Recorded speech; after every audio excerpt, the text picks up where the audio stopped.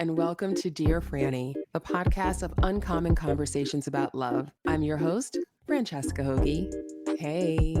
So, if you joined me before for this season 3 of the podcast, then you know that each week I am tackling a different element, a different aspect of your dating journey. The true love journey is a journey that you are already on, and maybe you're in this dating phase of your true love journey right now. And that's what I really want to help you with. And that's what this whole season is dedicated to. Last week, we talked about online dating and how to have a magnetic bio, how to write a magnetic bio. And this week, we are talking about love bombing. And love bombing is one of those unfortunate, darker sides of modern dating. I'm sure it happened in the past as well, but I wasn't around back then. And this is certainly something that's happened to me, and it's happened to so many of my clients and other people that I talk to about dating. And it can be really confusing, and it can have a lot of harmful effects. Okay, so before I go on, let me just define what I mean by love bombing for those of you who maybe aren't familiar with that term. So I came across this definition from the website healthline.com, and I thought it was a really, really good one. And it is love bombing when someone overwhelms you with loving words, actions, and behavior as a manipulation technique. Okay. So the kind of asterisk that I'm going to add to this is that this can be a conscious manipulation or it can be an unconscious one. So I don't want to focus on, oh, everybody's so terrible and these people are out here just, love bombing just to manipulate you. And I mean, there are some people who do that on purpose, but there are people who do it unconsciously. But regardless, for you, I want you to know what the signs are and how to recognize love bombing when it's happening and how to avoid it because I don't want you to go through that. It's one of those things because when you meet someone, and this is sort of how it usually plays out. So you'll meet someone, and this could be somebody that you connect with online. Maybe you've never even met face to face. Actually, that's probably the most common way that I see this happening, but it can happen absolutely when you meet people face to face as well. And, you were just in this person's eyes, apparently, you are the greatest thing since sliced bread. They are so effusive in how amazing you are, and they're giving you so much attention,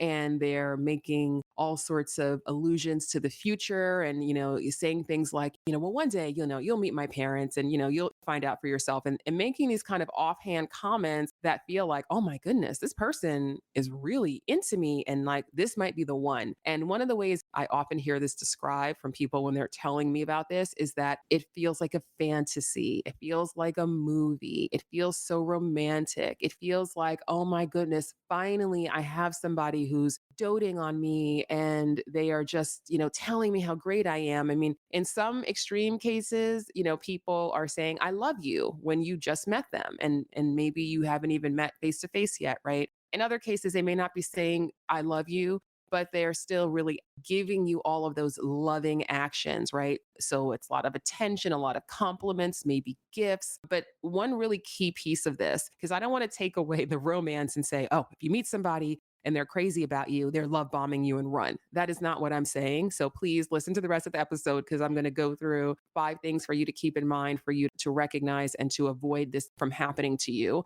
But it's really about an overwhelming, right? So, like the definition, to read it again, is when someone overwhelms you with loving words, actions, and behavior, right? As a manipulation technique. So the overwhelming part, it's like, oh my gosh, there's so many messages. There's so much affection. They want to see me every day and, they want to talk to me all the time. And it's a lot, a lot, a lot, a lot. So let's get into how to avoid this, right? Because that's what this whole episode is about. And that's what I want to help you with. So, number one is really developing your own happiness. And part of that is to really ground yourself in what love really is, right? And really what the purpose of it is, because we have all been conditioned to believe that love is a fantasy and it is like a movie and it is like magic and it is like this miracle and it's this completely rare thing and it has these certain characteristics, right? So, the fairy tale industrial complex, which you've heard me talk about before, because I've been talking about it for years, right? The fairy tale industrial complex is all of the marketing and the advertising and the fairy tales and the romantic comedies and all of the messages that you have been sent and marketed your whole life that tells you that love is a fantasy, right? And so you're supposed to meet someone and you're supposed to know right away. It's supposed to be a lightning bolt of like, yes, you're the one, and that's romance. And so when you have that perspective, you are very susceptible to being love bombed. Because when you meet someone and they are giving you the quote unquote fantasy, it feels like, oh, this is what I've been waiting for my whole life. And so I want you to really think about how you can develop more of your own happiness with yourself, with your life. So you are not looking to a relationship to rescue you like a fantasy, right? It's not going to be the thing that comes in and now makes every single thing in your life perfect, because that is so often how we can really think about romantic relationships. And I want to share another quote with you on this because I thought this was so, so great. So there's a really good book called Infinite Possibilities by Mike Dooley. And I did a book club on this on Clubhouse and then also in my True Love Society community. This is a quote from the book. And the book is not about relationships specifically. It's more about you and knowing yourself, loving yourself, who you really are. I mean, it's an amazing book. I highly recommend it. But there is a chapter about relationships. And Mike Dooley writes, relationships can't make you happy. They only intensify whatever you already feel about yourself and your life. A happy person entering into a relationship will likely become even happier, and an unhappy person will likely become even unhappier. Relationships can't make you happy, right?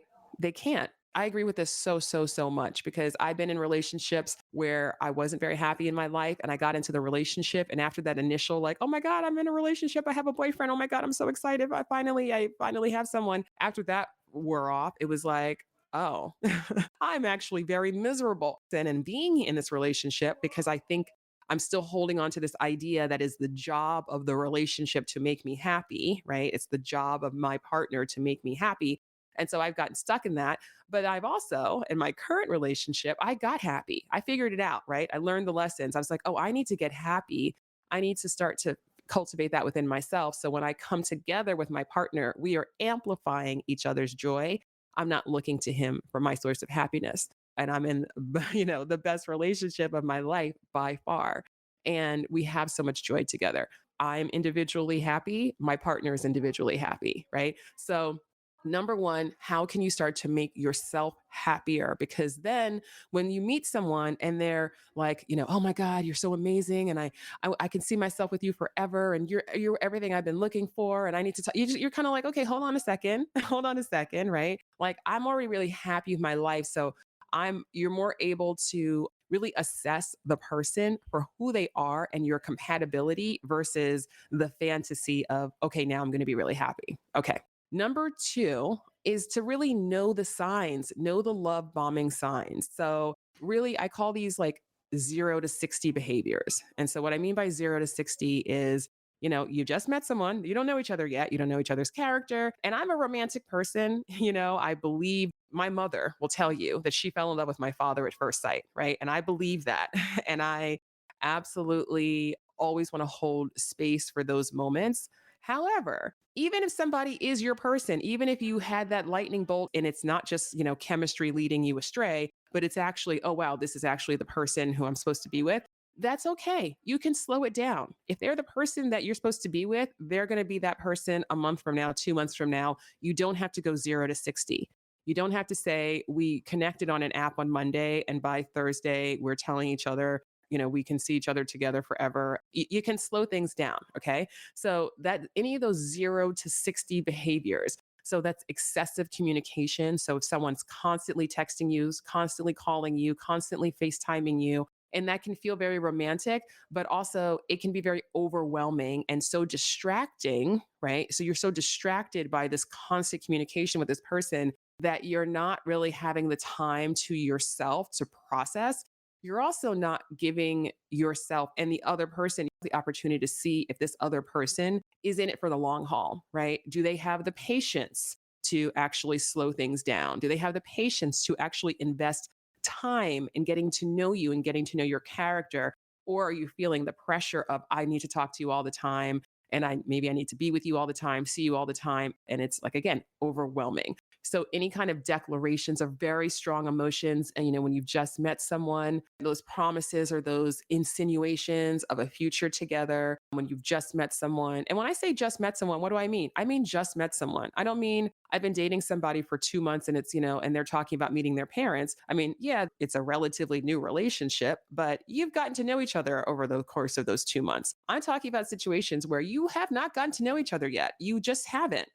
You just haven't. And particularly when you're talking about people that you've connected with online and you haven't even had that face to face interaction yet, then that's also where I see most people kind of getting sucked in by the fantasy of what you're projecting onto the other person and what they're projecting onto you and all of that. So know those signs, those 0 to 60 behaviors. And when you see them or when you feel yourself engaging in them, then I want you to just hear my voice in your head saying, slow it down, slow it down. If they're the one, they're going to be the one a month from now. They're going to be the one 6 months from now. So there is no hurry, okay? Because the cost of hurrying and rushing and investing your energy and your emotion and your expectation and your hopes and your dreams in someone where it's all going to fall apart in a short amount of time, which is typically how these love bombing situations work. Sometimes they turn into relationships, but even when they turn into relationships, there's a shift, right? So you meet somebody and they're charming and they love you and they're this and they're that and all this attention, da da da da da. Da. And then you get into the relationship and then the switch flips because now you're in and now you don't get that behavior anymore. And oftentimes the behavior totally flips. So what used to seem really romantic and oh my gosh, this person wants to be around me all the time is like, oh, actually, this person wants to control me. Oh, this person wants to, they want to communicate with me all the time, but actually this person wants to make sure I'm not communicating with other people. So that is the real dark side of it is when it goes into a relationship that then has those elements that are frankly abusive and there's not emotional safety and there may not even be physical safety. The stakes are high, right? For turning a blind eye to this sort of thing. What more typically happens and what's happened to me and countless other people that I know is that it just fades out, right? Like this person is all about you and then maybe it could last a week, it could last a month, it could last usually doesn't last more than about a month or two and then it's gone. And then the other thing that is a real concern, again, particularly online, is that sometimes people use love bombing to scam you, right? So this is when it's a very conscious manipulation technique. I'm going to get a little bit more into that on the last point I want to make here, but just know that it's important for you to slow down, okay? Because the people who are love bombers and are scammers, they don't have patience, okay? So if you're like, yeah, I'm going to slow it down, yeah, you know what? Actually, this is a lot of communication. I'm enjoying getting to know you, but let's set a date to meet and get together. But let's not text every day between now and then, right? Setting a boundary like that. There, people who are scammers are people who they're not going to stick around for that. They're out. They will ghost you. Okay. And that's a good thing. You want them to leave. You want them to leave to make space for the people who are actually available for what you're looking for. Okay, so number three, I've already started talking about it, is to communicate your desire to slow things down, right? And then follow through on that desire. Because if somebody is texting you 5 times a day, 10 times a day, and you say, hey, I'm not much of a texter. Let me know if you want to get together sometime, but this is not my preferred method of communication. And the person might say, okay. Usually in that case, they'll continue to text you, by the way. So what do you do in response to that? If you say, hey, remember how I said I'm not much of a texter and hey, and oh, remember how I said I'm going to be really busy over the next few days. So I'll touch base with you next week. Remember how I said, if you continue to communicate with them, you are just running the risk of just now they're going to come back with explanations. Now they're going to come back with, oh, it's just because of this. It's just because I like you so much. It's just because of that. Just because and so it turns into this whole other manipulation, right? So I want you to really feel empowered to communicate your desire to slow things down and then also to follow through. So when you do that, when you communicate that need to someone else, then if they say, in that example I just gave, if you say, yeah, you know what, I've got a really crazy, next few days. This is actually something that happened to a client of mine. She met a guy and they actually had gone on a date and he was constantly texting her and she was getting really stressed out and she was very busy. And she told me, and I was like, oh my goodness, don't do this. Even if you really liked him, I wouldn't want you constantly texting because that can really create a false sense of intimacy. And I really want you to get to know him actually. I coached her to to let him know. And she did. She said, "Hey, I've got a really, crazy few days coming up, and then I'm traveling this week, and I'm also not much of a texter, but work is really crazy right now. So I'm going to call you on Monday. Is that okay?" And he's like, "Yeah, yeah, no problem." And then continues to text her all weekend. And so she's going back and forth with him. "Hey, remember, I can't really talk. Oh gosh, sorry. I know I saw your text, but like things are kind of crazy and all of this stuff." And he's like, "Well, I really like you.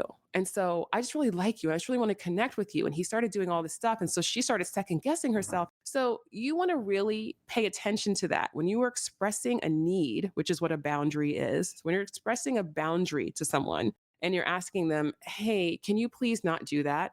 Or "This is actually how I would prefer," or "Hey, let's do this instead." And they just say, "No, no, no, I want to do what I want to do." And they just continue to bulldoze their agenda. That is a very good opportunity for you to recognize that behavior. And I don't want you to walk away. Okay. Because I want you to really determine people's ability to hear and respect your boundaries. Okay. Because that is super duper duper important. Think also about being in a relationship with someone. When you're dating somebody and you're getting to know them, you're getting a preview. Okay. They were showing you how they communicate, they are showing you whether or not they listen and they can respect your needs and your boundaries. They're showing you that from the beginning. And so if you ignore that, if it's not what you want and you ignore that, then that's going to be a problem down the road in your relationship. Communicate your desire to slow things down, communicate your boundaries. Number 4, I want you to ask yourself, other than the fantasy, right? Other than how good it feels to have someone that's so into you, what do you actually like about this person? What do you vibe on? Would you be friends with this person if not for the romantic element? That's a really good question, because if you're like, "Oh God, no, they're actually not that smart," or "I would never," like, think about that, okay? Because this is another way for you to determine, is this real? Is this sustainable, right? Or is this feeling like kind of a fantasy? It's built a little bit on smoke and mirrors. And I don't actually think there's a real connection here, because if you can't have a friendship with someone, in my opinion, you cannot have a fulfilling relationship. Okay. The reality of what friendship is the same. It's that mutual respect. It's the safety. It's the intimacy. I mean, there's different levels of intimacy, maybe with your friends and your romantic partners, but there's still intimacy there, right? There's still joy. There's still that commitment to the friendship. So I want you to think about that. Is this somebody who I'd actually be friends with? What do I like about them beyond this kind of fantasy of, how good it feels to be with them?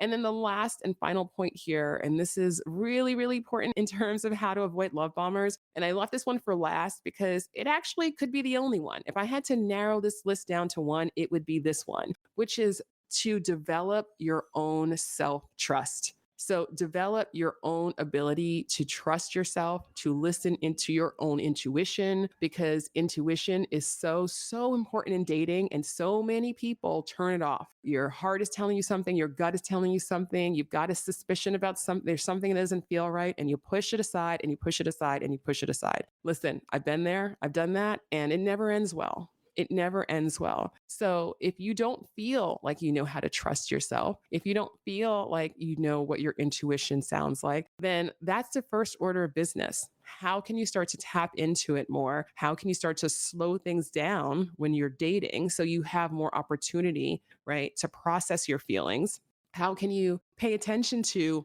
what feelings might come up that you say, "Oh, no, no," and you talk yourself out of it? Just bringing your awareness to it, it's going to do a lot in terms of helping you to develop your own self trust. Bringing your awareness to the desire to develop your own self trust is going to help you to develop your own self trust. I swear, I promise, I promise. And you can also look back to past relationships, past situationships, and think about, well, you know what?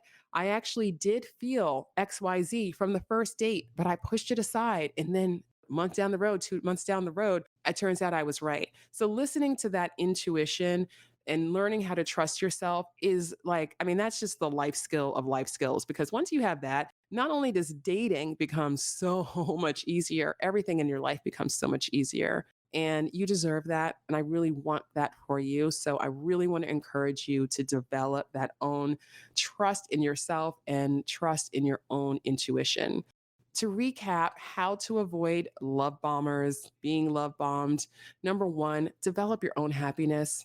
Relationships can't make you happy. but they will amplify the joy that you have within yourself. Focus on that. Number two, know the signs of those 0 to 60 behaviors, right? All of that just excessive communication, all of those declarations of affection that come so quickly. Just really pay attention to that. And number three, communicate your desire to slow things down and your boundaries, right? And when you do that, even if the person is your person, remember, they're going to be your person a month from now. So, what is the rush? Number four, really asking yourself, what do I really like about this person, right? Other than the excitement of the fantasy, what do I really like about them? Is this somebody that I would be friends with if not for the romantic element? And does it feel like a fantasy or does it feel sustainable and like something that's grounded in reality and actually getting to know each other and paying attention to what we are looking for and all of those things and getting clarity on that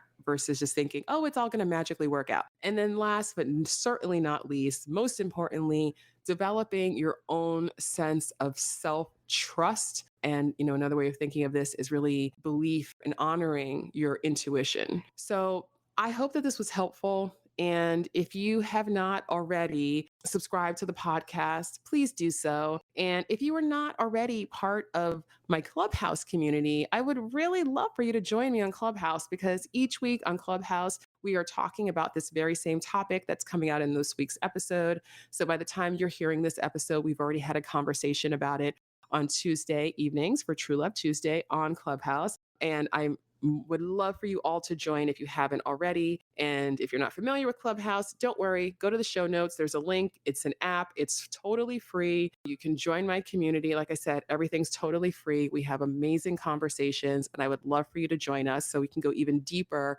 on all of these topics that I'm covering each week on the podcast. Subscribe to the podcast so you don't miss an episode. Join me and the True Love Society on Clubhouse so you can join our rooms and our live discussions on these topics. And I want to thank everyone so much for listening. And for those of you who have taken the time to rate the podcast, to review the podcast, to share the podcast with a friend, I appreciate you so, so much. Thank you. Thank you. And if you are enjoying the podcast and you do find it valuable, then I invite you to take any of those actions that you would like. I'd appreciate any or all of them. And I appreciate you so much for listening. I know that the love that you want is 100% possible for you. And not just possible and like, oh, yeah, it's possible for everyone. It is actually available to you. And I know that it's can feel really hard to believe that because trust me, it felt really hard for me for a long time.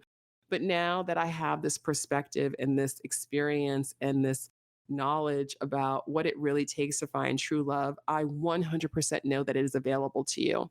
Everything that I'm doing on this podcast and on Clubhouse and in the work that I do is to make that easier for you, is to clear the pathway for that to happen because we do have a lot of kind of obstacles, right? We can have a lot of obstacles in the way of that. So I'm here to help you clear those obstacles to having the love that you desire and deserve.